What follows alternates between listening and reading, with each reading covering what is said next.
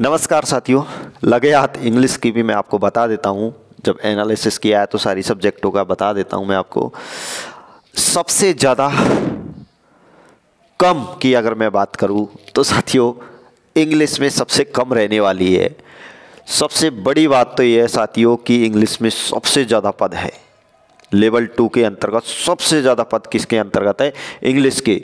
बात करता हूं तो 8782 पद है, जिसमें नॉन टीएसपी और टीएसपी है।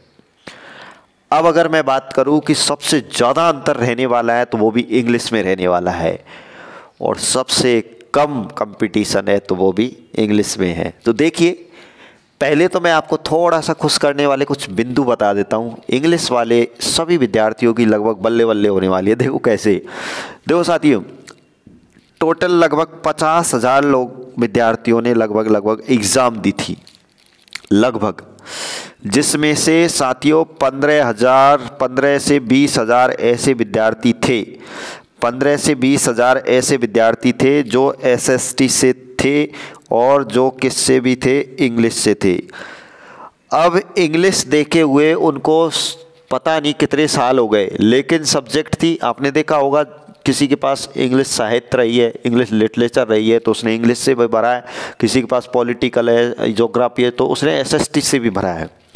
किसी के पास हिंदी साहित्य और अन्य सब्जेक्ट कोई आर्ट्स से थी तो वो उसने 2 सब्जेक्टों से भरा था। तो ऐसे कई विद्यार्थी थे जिन्होंने एसएसटी से और इंग्लिश से दोनों से एग्ज़ाम दी है।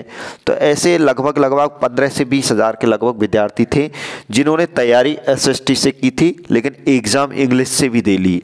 अब लगे हाथ इंग्लिश में उनके गुड लक अगर ऐसा बैठ जाए तो हो सकता है उनका इंग्लिश में भी हो जाए, एसएसटी में भी हो जाए, ठीक है। लेकिन मुझे लगता है कि इंग्लिश को थोड़ा सा गंभीरता के साथ लेना पड़ता है और थोड़ी चीज़ें रूटीन में होना ज़रूरी है, इसलिए भी ये कई विद्यार्थी इंग्लिश से बाहर होने वाले हैं।